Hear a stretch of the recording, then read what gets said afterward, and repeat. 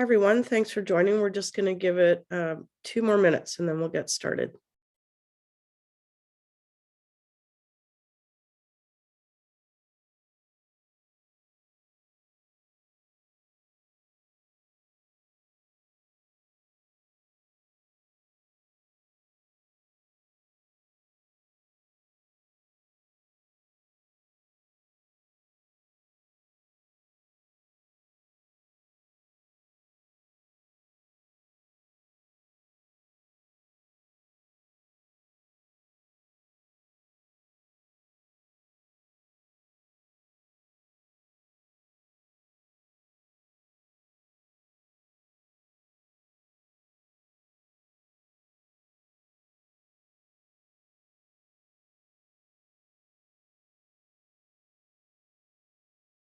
Welcome. Thanks for everyone who's joined so far. We're just going to give it another minute. We can see there's a lot of people just signing in right now. Thanks.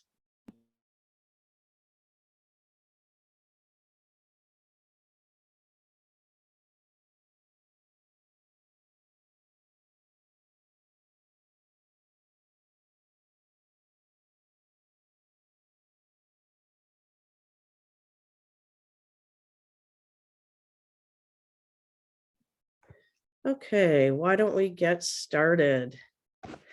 Welcome, everyone. And Maria, if you want to put on our slides. It's nice to have you join us for the webinar, Climate Messaging That Works, talking energy transition and climate change in Canada. I'm Cara Pike with Climate Access, and on behalf of Climate Access and the Climate Narratives Project, we're very happy to share this message framing guidance with you. There will be a playbook coming out shortly that summarizes this, so it's great to have you here to share in advance of that. Climate Access is based in the US, but I'm based in British Columbia, Canada, and joining you today from the traditional and unceded territories of Cowichan First Nation.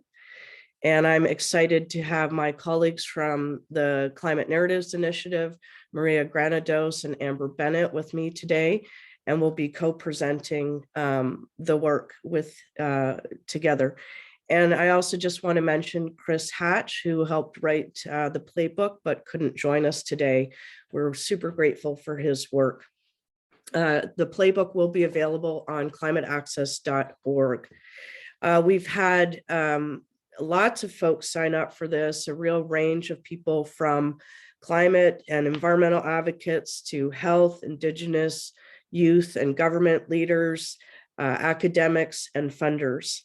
So I welcome you all to introduce yourselves in the chat, your name, affiliation, and if you want to share where you're joining from, that's great too. So we welcome that. It's kind of fun for everyone to see who all is on the webinar today.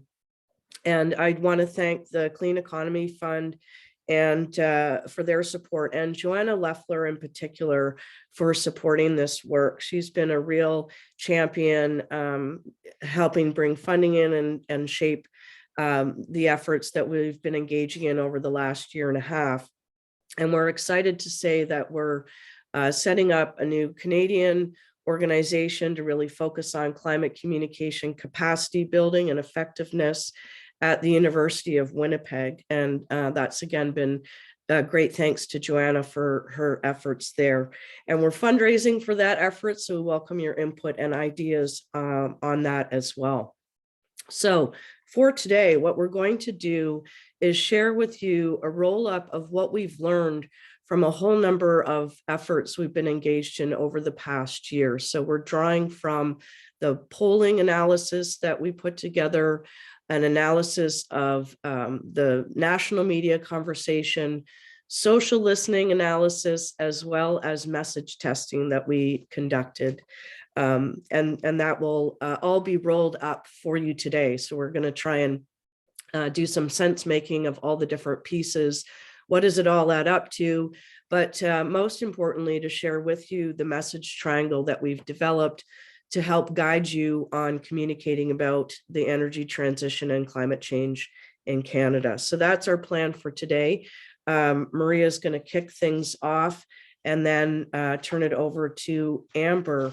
And I just want to mention that we would welcome your questions throughout the presentation in the Q&A. We're in the webinar mode for Zoom, so that's why you don't see everyone's videos.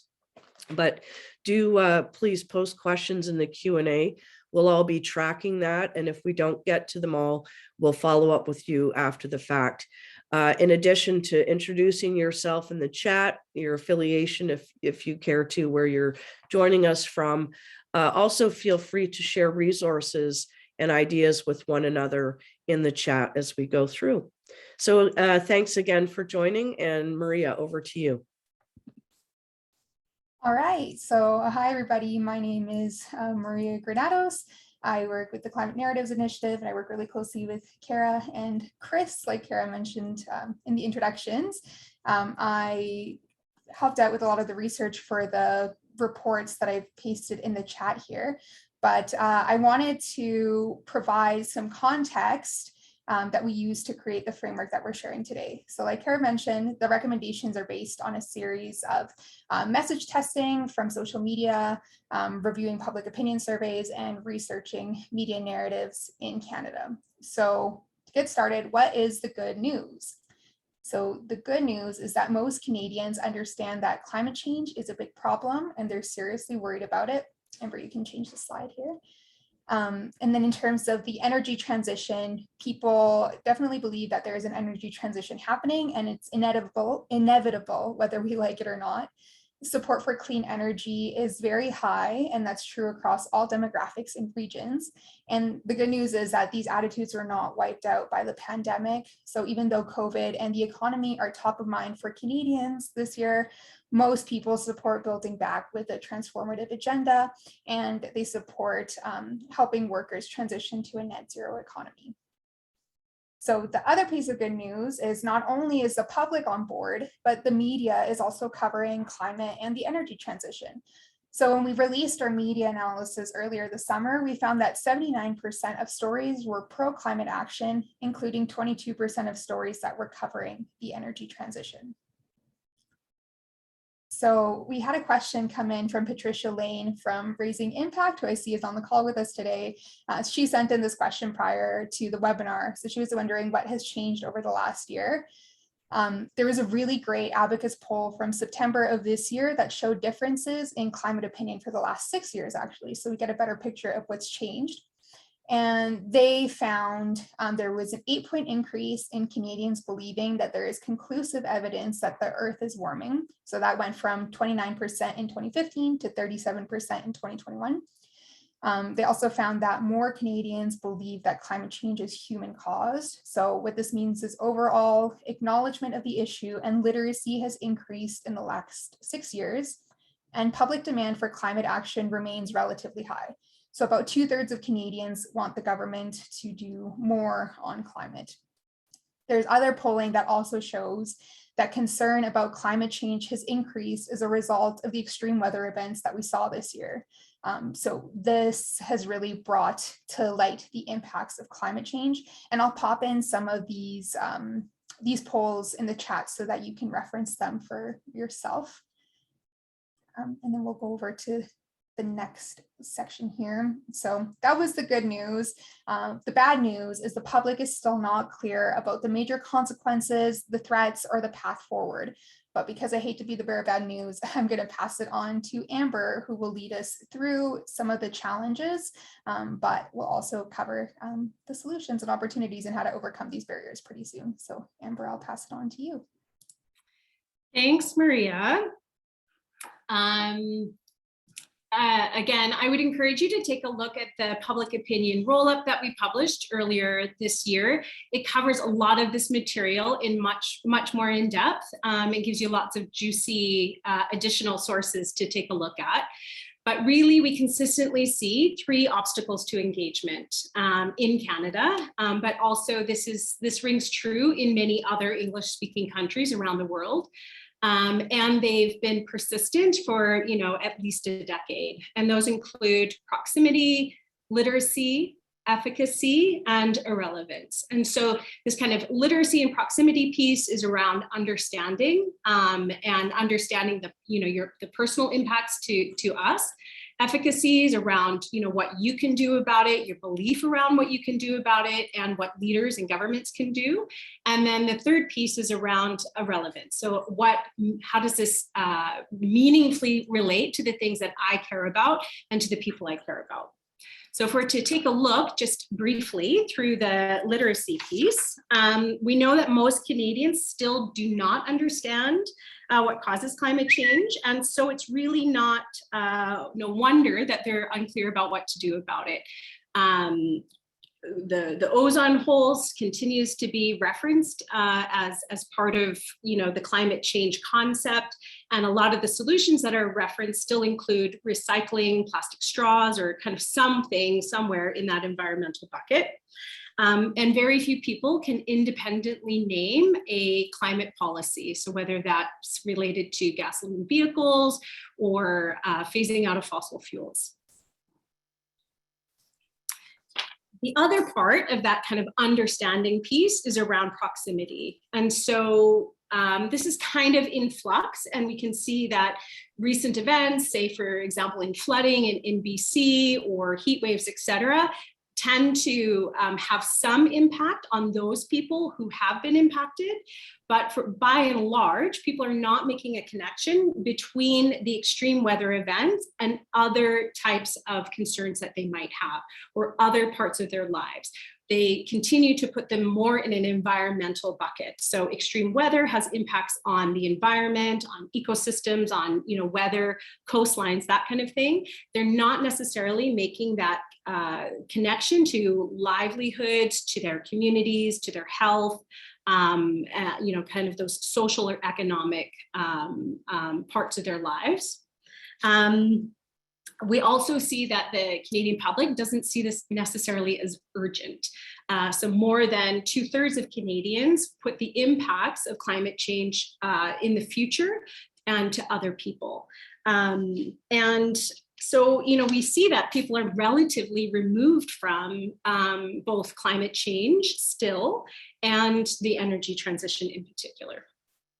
So the next obstacle is around efficacy. So what is we personally can do or what governments can do.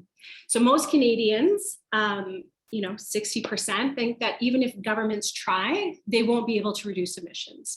And half believe that we're past the point of no return, or that they're unsure about it. So the public isn't largely convinced that climate change will be addressed at the pace and the scale required. Why does this matter?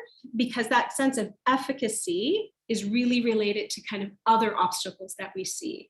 Apathy, ambivalence, and it allows us to kind of exist in this cake and eat it too mindset. And we see that kind of in a split between both wanting to build out clean energy, but then half of the population also wanting to continue to build out oil and gas infrastructure. We see it in our personal lives where we want action, but we're not necessarily willing to support specific policies. And because we don't have that understanding and we don't necessarily know what we can do, we're unclear about the actions that we should be expecting from leaders and that we should be taking in our own lives. So for many, the pathway forward is still unclear. And this kind of leads us to the final one, which is a communications challenge in many ways. This lack of understanding and efficacy has really led us to the final obstacle, which is irrelevance. For most people, we know that people filter information through their sense of identity, through their worldviews, through people who are like them, who they see as their kind of in-group or peers. And for the most part, climate change is still considered to be an environmental issue. But yet the majority of Canadians don't see themselves as environmentalists. In fact, I think it's less than 8% of Canadians actually are associated with an environmental organization. So at scale, this looks like polarization. And in Canada, we consistently see support or that sense of the harm or the impacts of climate change kind of cleaving on political identity. So those people who sit on the more left-leaning sense of identity are more likely to believe that climate change is a serious problem. They're more likely to believe that they'll be impacted, whereas those people who sit on a right side of the spectrum are less likely.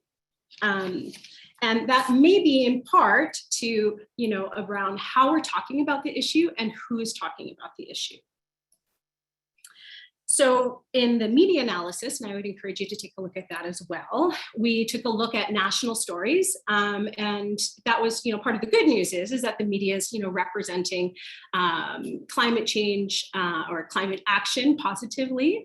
However, the majority of those stories still continue to be situated within a very technical, policy, and economic frame. So most of the stories that we're seeing nationally are very sterile, they're technocratic, and for the most part, they are meaningless for many people. And the people don't see themselves or as the type of person who can talk about this. So we know that, consistently, the kind of language that's being used, decarbonization, net zero, emissions, GHG, doesn't really mean a lot for most people who may be concerned about, how they're getting their kids to school, that kind of thing. In our daily lives, those words and the way that we're talking about it and how and who's talking about it is not really relevant for people. The other part of this is, the people who are telling the story. So in the analysis that we did, these are the top 10 people who were most often referenced or quoted in national stories about climate change. And what we can see here is that they're largely white male politicians, and no big surprise, but politicians are the least trusted, not even on climate change, but across a number of different issues. And more importantly, not represented here are the people who are most open to engagement. So people are not seeing, those people who are most open to supporting action are not necessarily represented in the stories that they're seeing. Those include women, those include BIPOC audiences, young people, new Canadians, etc. So this kind of polarization, the sterilization, the lack of understanding, the lack of sense that we can do anything about it consistently come up as the key barriers and obstacles to engagement. And so I'm going to now hand it over to Cara, who can talk about how we can address this. Great, thank you, Amber. So we want to walk you through the message triangle. I think it's important to start off by just saying what we really want to do is simplify the narrative. We want to cut through the noise and connect to what people care about. And this is really about respecting where people are at. People have busy lives, a lot of competing interests and other things to worry about. And when that pathway to action isn't clear, it's easy to tune out on this issue. So in terms of the message triangle I mentioned that we've come up with, it has, of course, 3 components, as a triangle does. The challenge, so making clear what it is that we're facing. This can be positioned either as a great threat or an opportunity that we want that we're not able to quite grab yet. What is the pathway? Making the pathway on energy transition and climate action really clear. What is it we need to do over what timeline in really clear ways? And then what are the benefits of taking those steps? And just to mention, this does follow classic narrative structure where you have that tension point, something that people are trying to overcome. You have what is it that you can do, the choice that can be made, that pathway, and then what will get better if we take that action. So the triangle, we're going to walk through it, and just to say from the outset that it's specifically designed to address the barriers that Amber just laid out. You can start any point on this pathway. You can put out that, the vision, the benefits, like what is it we want? What is it we're hoping for? How do we get there? And then bring in the climate or energy transition imperative. The important thing is to keep in mind you want to be tailoring to the different folks you're trying to reach. We've designed this so it's really a high level framing tool to amplify key themes across your work and across different ways of messaging it.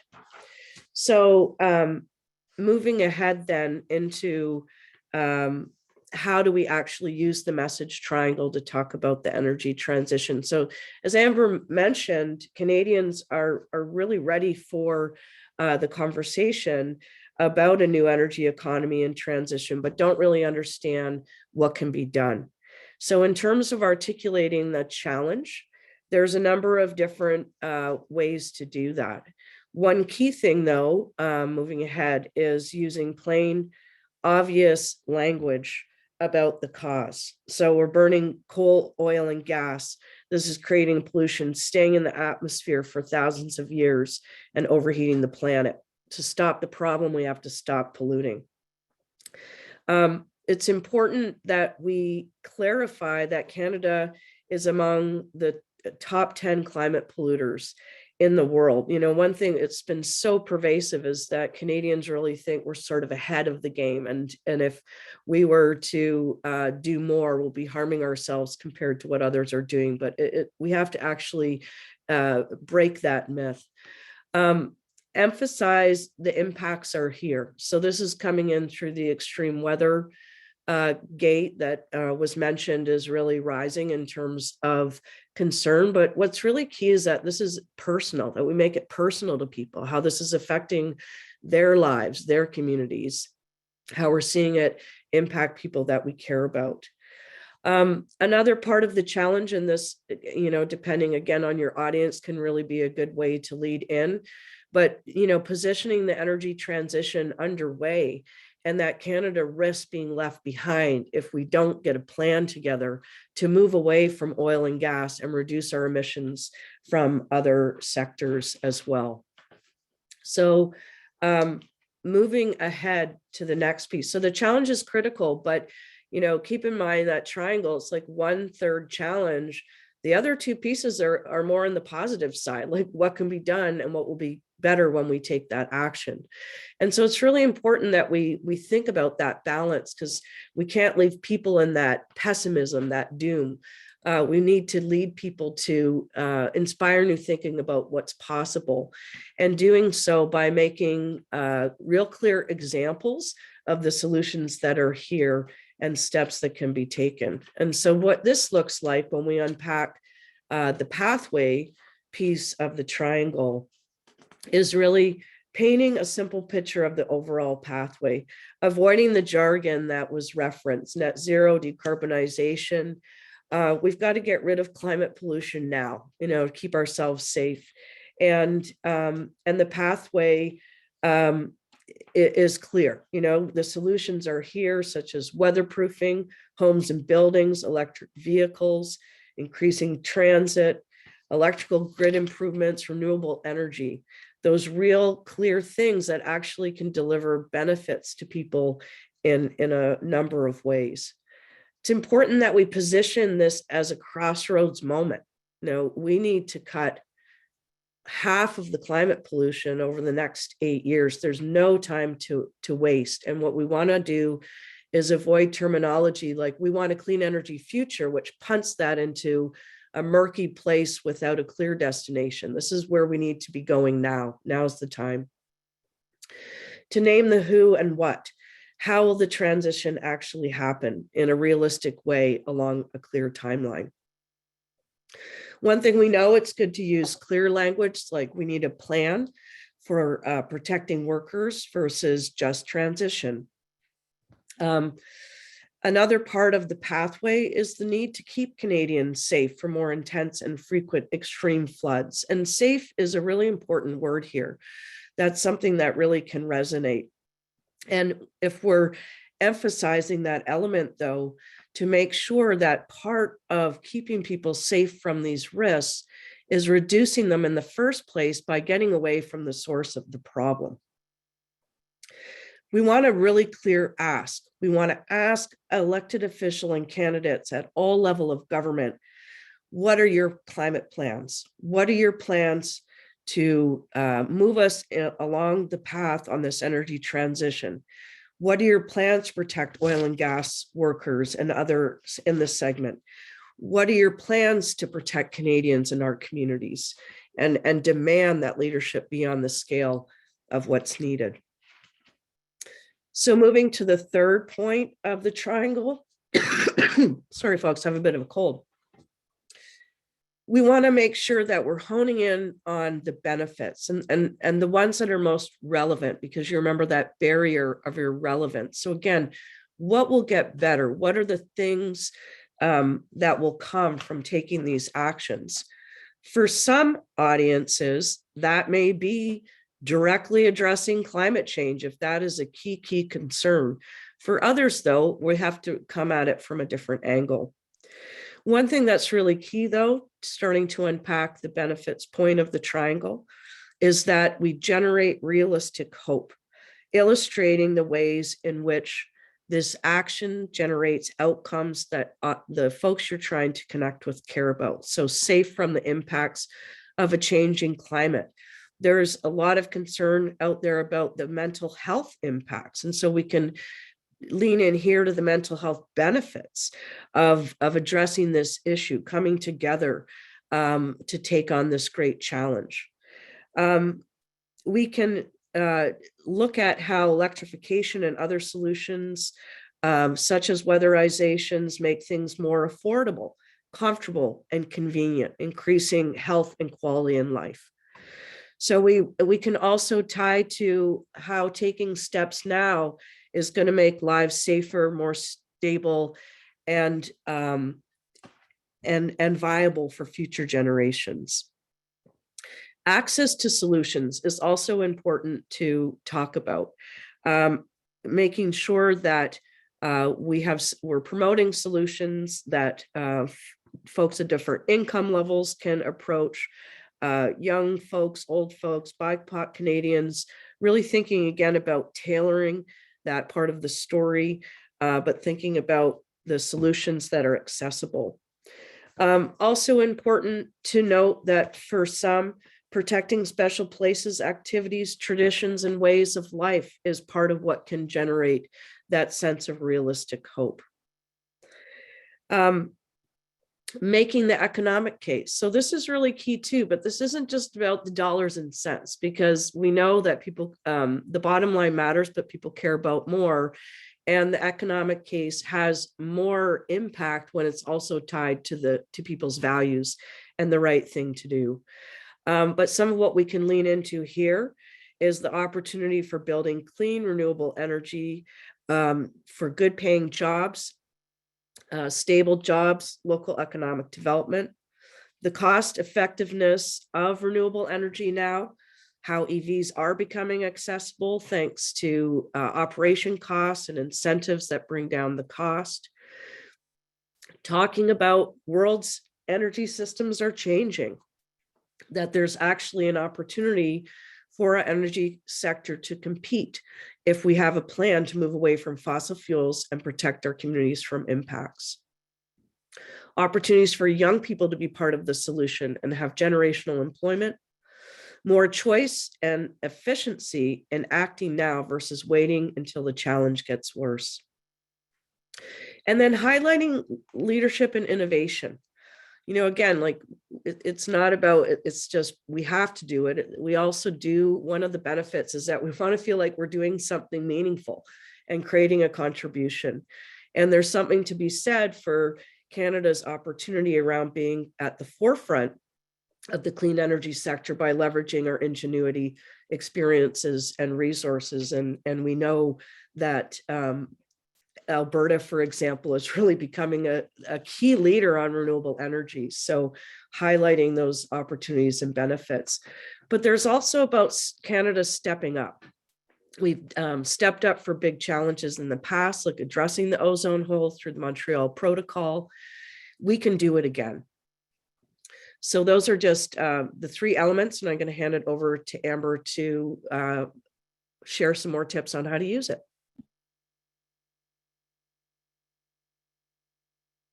Thanks, Cara. So really, there's kind of 2 main points here. One is around the who we're talking to, and also who's talking to them. And then I'd like to share a little bit about some of the specific message testing that we did, and share some of the results and the insights that came out of that.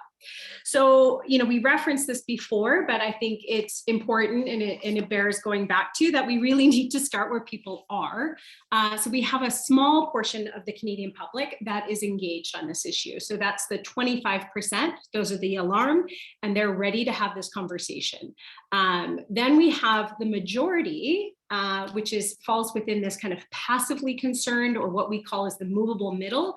And that represents, or those people represent, about 45% of the population. They care, but yet they're not yet activated. And that is in part due to, some of the obstacles that we unpacked earlier. So for those folks, and we'll offer some more examples later on, but for the alarmed, they're ready to jump in to the conversation. For the movable middle, they're at the beginning. And so they're more likely to engage with more general topics like electric vehicles, or about protecting homes from extreme weather events. The other piece of this within that kind of movable middle is that it's not a monolith, and there are actually a lot of different segments within that. And I mentioned this a little bit earlier, but basically, women, and it's mounting evidence, not only here in Canada, but also in other countries, that shows that women are more concerned than men. And more importantly, they're much more likely to support climate action. Younger Canadians tend to be more supportive of climate action, and there's also some evidence that BIPOC and new Canadians are maybe as well. So that kind of movable middle, there are certain segments within that are more open, and that are, will have more results with less effort. And then the other part of this that I think bears repeating is around the messenger. So for many Canadians, 99% of the message is actually the messenger itself. They really have a strong influence on how people respond, given that we tend to trust people who look like us. And so when we can diversify the messengers that we have, people will become more open to having the conversation. People, really want to talk to people that they feel can authentically represent, or authentically talk to the things that they care about and that they're concerned about. Also worth repeating here, I think, is that people do trust scientists. There's a great Environics poll that came out recently, and as well as science organizations. So the next couple of slides are going to be a quick breeze through, so that we have some time for questions on the frames that we tested, and the frames that seem to work within this kind of climate action, energy transition conversation. So just a little bit of background on this. We did this with the Climate Citizen Group, and we partnered with a number of organizations here in Canada. We ran Facebook ads under their brands, not to their audiences, but using their brands. And we actually tested with the alarmed, and we tested with the movable middle, and we tested in different communities around Canada. And so what I'll cover are kind of some of the key insights that came out of that. But again, I would encourage you to go and take a look at the deck and the report that came out of that. So in the message testing across the board, so for both audiences, we see that climate threats and solutions came out on top as the most engaging, followed by energy transition, and then followed by climate leadership after that. Worth noting that that kind of moral conversation, the one that we've tended to have for a long time, turned out to be the least engaging. And we used language, and we used messages that had tested really high in other campaigns. So there was a lot of evidence that came through, but nonetheless, even borrowing that language, borrowing that framing, it tested low. A couple of the other insights that came out of this project, I think that bear repeating, is that the frame mattered more than the message in the language. That said, I'm a big advocate for plain language, but overall, what we were talking about, that kind of frame, what we were orienting people to think about, was more important than the individual message itself. And then again, women were more likely to engage online in conversations, to comment, when we advertised only to them. So when men weren't a part of that space, they were also cheaper to reach and engage with than other segments. So then I think we've talked a lot about climate threats, and we've talked a lot about solutions, but just before I dig deeper into the energy transition and the climate leadership ones that we tested, I think it's worth saying that for climate threats, what we want to see here is personal storytelling, and that's animated. We want to have descriptions of local impacts, tangible examples of steps that people compare or rather can take to reduce their risks. So Cara covered quite a bit of that previously. And then the other piece that I wanted to mention with climate threats and solutions is that for the alarmed, they're quite ready for a nuanced conversation. So they'll be talking about topics that you aren't necessarily even within the ads. And then similarly for the solutions part, they will have quite a nuanced conversation around conservation or other types of environmental actions. So that kind of alarmed audience, because they're really much more farther ahead, are going to be having a more nuanced conversation. And so people who are advertising or communicating should be prepared for that. So the next two slides take a look at the kind of pieces that tested well. So overall, I would say that if you're talking about energy transition, and this came through as very engaging for both the movable middle and for the alarmed audiences, we want to talk about this still in plain language, right? So we're going to remove this elitism that seems to be creeping in. We're talking about cleaning the grid. We're talking about electrifying buildings. We're talking about electrifying our cars. We want to give tangible examples again, switching to electric buses, switching to heat pumps instead of gas furnaces, that kind of thing. And then what you'll see in this particular ad is pointing out the writing on the wall. So this particular ad, "We must move away from oil and gas," was received the most engagement from both audiences, and it wasn't polarizing for either. We didn't see more negative reactions or more positive from either group. So it was an unpolarizing message.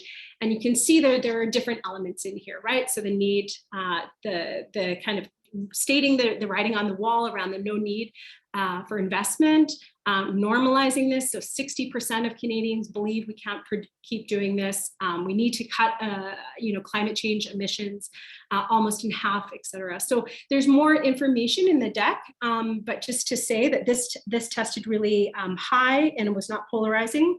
Similarly, the other one that we tested was around needing a plan for oil and gas workers, also tested really positively with the movable middle. There was high engagement and high positive sentiment. This is the example of the copy that accompanied the ad. This kind of framing around the reality being that the oil sector will decline and that we need to prepare for it and that people are worried about it. It's a very personal kind of story. The other things that we might want to be talking about in terms of the kind of climate leadership piece, messaging that, so just to say, it's not what is on screen, but in terms of climate leadership, the messaging that Canada's falling behind other countries was engaging for both audiences, but it had mixed reactions. So for those in the movable middle, there was more pushback And the need for a fossil fuel treaty, we also tested that. It had high engagement, but also mixed reactions from the movable middle. So to go back, this kind of idea that we need to move away from fossil fuels was high engagement and not polarizing. And then for the movable middle, this idea that we need to support or have a plan for oil workers was also high engagement and high support. I'm going to move on to a couple of other things to consider. So we've been largely talking about energy transition and the focus of this webinar. That's not to say there aren't other conversations that are important and will be engaging for Canadians. But in order to allow ourselves some time for questions, these other topics are covered in the playbook that we'll be releasing. And we know that extreme weather is how people are making sense. We've offered some recommendations on how to have that conversation. High support for transitioning away from fossil fuels. We've recommended some ways to have that conversation. We know Canadians really hold fairness as a core value. We've offered some recommendations on that, as well as health, and then also the conversation that includes people's sensitivity and concern around affordability and money. So I'm going to pass it back over to you, Cara, just to have to wrap us up with some final tips, and then we'll move into questions. Great, thank you so much. And thanks everyone for the questions that have been coming in. We're gonna just take a couple minutes here to wrap up the presentation, and then we'll turn to some of those that we haven't been able to answer typing, and just chat about them for the final bit of the webinar. So the last piece we just wanted to mention, we did the message testing. A lot of what is in this playbook that we'll be releasing is about how to have the conversation. And we know that's just one piece of it, that we really need to think about deeper engagement, finding the right frames, messengers, way to connect so that we're really overcoming those barriers that Amber talked about, the literacy, proximity, efficacy, and irrelevance barriers. So some of the ways to think about this then is the importance of not just talking at people, but really creating opportunities to be in conversation where it's as much about listening, but really leading with empathy. So again, recognizing people are at different stages of their understanding, acceptance, and activation on this issue, and typically for good reasons. So coming to it from that place of listening, wanting to understand where people are coming from so that you can connect, and really about building relationships. This is really critical too. And we know that people do feel isolated over this issue and want to come together with others to address it. We want to think about again, not just sort of broad communications, but opportunities where we can really activate trusted messengers through peer-to-peer outreach approaches to engage their social networks to raise awareness, but also spark action. Or dialogues where people have the opportunity in an unpolarized, safe context to really explore what is this challenge about, where they don't feel threatened because they're not an expert, not knowing the causes and drivers of this, where it can really be an opportunity to explore that pathway together.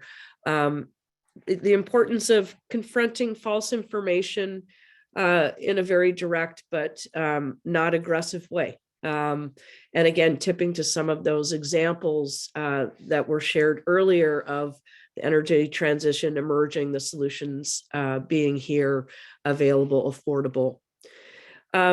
Using visual communications, we know this is just very important, whether you're operating the digital world, thinking about in-person engagement. This information can be really complex. So the more we're thinking of other ways to present it and provide opportunities for people to enter that. And just leading back to the point about listening, when we are thinking about engagement, just really trying to do testing, reach audiences, listen, engage with them, and then change approaches based on what we're finding with that, and to share also what we're learning with one another. And that's something that Climate Access, along with the Climate Narratives Initiative, aims to do. So I guess a final point here before we turn to questions that, again, we haven't been able to type answers to, is this is an ongoing process, right? It can take a while for people to move through the different stages of becoming aware and activated on this. We really need to keep at it in terms of building that groundswell of support and demand for action. And I think this goes back to some of the things I was seeing in the Q&A. You know, when you think about the alarm, that's 25% of the public. If that group was actually really activated, we'd be making great progress. That's a big chunk of people. And we know they're not. So we need to find those other ways into the conversation that people can feel comfortable and see themselves in and see themselves part of this action. So thank you, everyone, for joining. We're at the end of the presentation, but as I said, we'll turn to some of the questions in the Q&A, and I'm happy to jump in there, or if Amber, you've been able to pull up a few for us. Yeah, well, we could start with some of the questions that we had that came in advance. This one is kind of a favorite. What would be your number one don't do where climate communications is concerned? Cara. Why don't you throw that to Maria first? I think that just one of them, the don't do's is don't kind of like, sorry, Cara. It's like, don't speak to the audience that you are like comfortable and familiar with, and don't necessarily like, don't be kind of like tone deaf to the situation that people are presented with. So it's like, you don't want to be kind of like holier than the other person, or, you know, mightier in speaking like above. Cara, can you like elaborate on that a little bit more? But yeah, we talked about that a little bit, just how, you know, sometimes when you care so much about these issues, and if you're already kind of down the pathway of engaging, it could come across as self-righteous, you know, like I've got the answers or the solutions. So I think that's a big one. And I think related to that is a big challenge that you see, and this is often coming up in the media, but social media, just in general conversations, is the hypocrisy. So if you care about these issues, if you want action, but you still drive a car and you still fly to see your family for a holiday, that, you know, that hypocrisy, and it's often used as a way to kind of, you know, you even sharpen that polarization, that the people who care about this issue are really hypocrites. And I think one of the ways to overcome that is to really recognize, yeah, actually, I am still not living the kind of, you know, lifestyle I would like to either, and to focus back on the need for policy change to move us away from oil and gas, policy change to give us options so that the solutions are accessible and available, because we all want this, and it shouldn't be up to each of us individually to try and create this systems change, right? So we need to kind of put it back at the level that's needed. What about you, Amber? Oh, I'm going to fall definitely hard on the techno policy speak. I think for the most people, you know, for most people, they have no idea what we're talking about. And the language that we're using has a big influence on that. It really functions to kind of separate the experts from the public. And people are experts in their lived experience. They are experts in how changes are actually going to be made in their communities and what changes are needed in their communities. So I think that there's a lot of value and work that we can do in just simplifying how we're talking about the issues, how we're talking about solutions for people, and really bringing people in and not creating to the confusion. So techno-policy speak is my number one on climate communications. I think that there are some other questions here. And I think one of the ones that I've got one. okay. Yeah, it's a good one from Thea Silver. It's about just transition, the testing. It seems sometimes the environmental sector, what it considers the focus of just transition about oil workers and their communities is different and narrower than human and social justice equity organizations may define it, dealing more with housing, poverty, wealth transitions. Yet the latter often key trusted messengers we seek to engage. So I think this is actually really important because it just speaks to the point we made earlier about like trying to stay away from jargon, because trying to have, it's fine to use something like that, like just transition, but you actually do need to explain what you mean by it, right? Versus assuming understanding. And that term actually has a history coming out of the labor movement. So I think it has been grounded in that, but it has evolved over time. I think one thing that we've seen come up in research is that fairness actually works. It's just a clear term that resonates with Canadians. Like we want it actually to be fair as we're making these changes. And then again, like actually detail out fair in which ways do you mean and fair to whom. So I thought that was a really good one. But Amber, it sounds like you dug another one up too. Well, an example of an elevator message, this came from Susan. We'll share through some examples that we've actually picked in a follow-up blog that do a good job of linking that the challenge to the pathway forward and the benefits. So Susan will provide some of those. The other one that I thought I could handle right away is there was a question around the moral argument and what does moral and interconnected mean. I apologize, that was kind of more shorthand for us in terms of testing, but by and large, what it meant is that people are ready for a more tangible, feasible, specific conversation.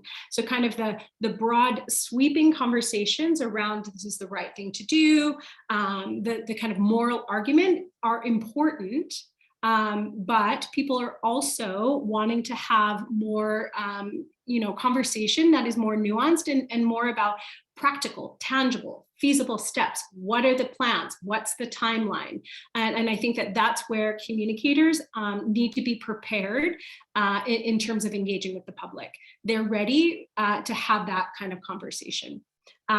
People are concerned, that kind of moral concern piece is we're a little bit past that. Okay, great. A question here from Anne Barron about people are trying to figure out how to incorporate changes into their own lifestyles and livelihood. What are resources available that could help a person in that way? And I wanted to pull this out because I think this is a really important piece about the pathway. So it's not just that Canadians don't get where we need to go as a whole. They also don't know their own role in that. Like, what is it I could do that is most impactful? And I don't necessarily think we make that easy for people either. And particularly for those who may not be compelled to join an advocacy campaign or organization, at least as like a first step, what are the other pathways? And so I think what's really important is that as we're thinking about where do we need to go as a whole, thinking back to who you're trying to engage and what is it they can do. And one of the things we know is people can get lost in individual behaviors and big long lists of things to do. So to put whatever that action is within the context of broader action. So, these are the biggest challenges we have in our community, and therefore these are the steps that you could take that would have the biggest impact, or even taking it up to a larger level in our province, in our country, and here are the things to do, and making those pathways really clear. I think it's also from an equity standpoint really important when we're trying to fill out that part of the story and guide people to resources on what they could do, is to think about no cost actions so that we're not tipping things to, oh, buy an EV and that's the big thing you need to do. Not everyone is in a position to buy a car. And so, yeah, just thinking about those different pathways for people that are meaningful. I think one thing that's really important is the more they're doing consumption-based inventories around emissions, the more we realize what we buy and what we eat matters actually a great deal. And so I think that's sort of another area that we could be leaning into more. Amber, any other you want to pull out? Yeah, well, there was a question here. There's a couple. This entire webinar is a celebration of ecofeminism. And so that given that women are more likely to engage than men, who's the most important audience to engage with? And I think that there's kind of two parts to this. The easy part is women are more likely to support climate action.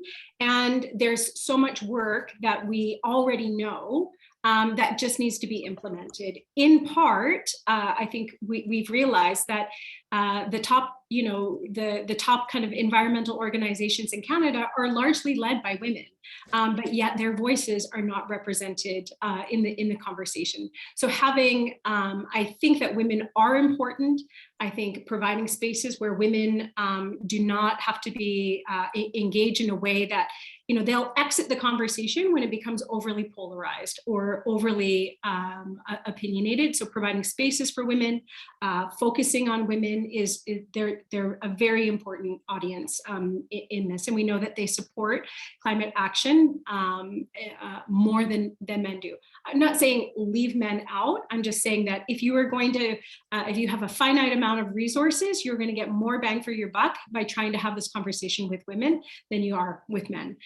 So I think that that's really important. And then I think the other part about Messenger is really, I cannot overstate it, but messengers have to be of the community that you are talking with or that you're trying to communicate with. It's very important that we are cultivating more diversity in messengers and that they're of the community themselves. They will speak with much more authenticity, and a lot of the stuff that we struggle with is taken care of. Language is taken care of, when it's coded in a certain way. They'll be able to frame the conversation around what people really care about. They can talk about the practical and the feasible things that are happening within their communities with like more authenticity. So those are my tips. Great. There are two questions that are related that I'm going to kind of bundle together before we wrap. And one is about when meeting elected officials, ministers, how does direct recommendations like stop all fossil fuel subsidies work, like really speaking truth to power? And then another saying we're in a climate emergency, not all climate policies are equal. There's a danger energy goes after things that make you feel good, but don't really make an impact. So how do we present climate policies in terms of how the emissions they will cut? So so I think that one of the things we found out from this work is that Canadians don't really like subsidies. And so that is something that you can lean into. And one of the things in the playbook you'll see is that Canada is actually top of the list when it comes to subsidizing oil and gas. And that is something to call out because those are our taxpayer dollars where we're using them to basically fuel the problem that we're also taking great steps, and I'm very proud of as well, with carbon pricing and whatnot to address. So there's that conflict there that you can lean into. And I do think we have to be careful about it depends who you're talking to. Again, like with decision makers, like really holding them accountable for false solutions, right? If something isn't really going to push the needle in the way that we need to, then let's not kid ourselves. But when I think it comes to engaging other segments, you really have to start with where they're at and move up to the sort of more direct pieces once there's that trust established. I think in terms of how do you talk about climate policies and how much GHG, again, it's like not talking about it in terms of GHG, but it, here are the biggest things we can do to cut our climate pollution. And we know energy is a big one. We know transportation is a big one. We know our buildings are a big one. Agriculture, industry has a role as well. So really kind of laying that out. So we're almost at our time. Before I close us out, Maria or Amber, any final thoughts you want to add? No, I'd be keen to let people get on with their day. And thank you so much for joining us. We will have the playbook available and we'll release that on the Climate Access website. The other piece is that we are offering a workshop with other communicators. So we've done a lot of talking next week, we're hosting a workshop where people will be in dialogue with each other. And we're going to do our best to pair people from different sectors together so that you can have more meaningful conversations. Currently, we've got quite a few people signed up for that, but we also have quite a few amazing comm strategists from across Canada who have also offered to help us host those conversations. So Maria's going to pop that workshop information into the chat, so hopefully you can join us. Yes, great, and thank you. Thank you for, thank you, Maria. Thank you, Amber. Thank you, everyone, for joining us. You'll be getting a survey shortly about this session. We do appreciate you taking a couple minutes to fill that in. It helps us keep evolving and improving what we're doing to try and help you out there with your communication and engagement efforts. So thanks again. And thanks again to Joanna Leffler and the Clean Economy Fund, and hopefully see you next week at the workshop. Take care. Thanks, everyone. Thanks, everyone.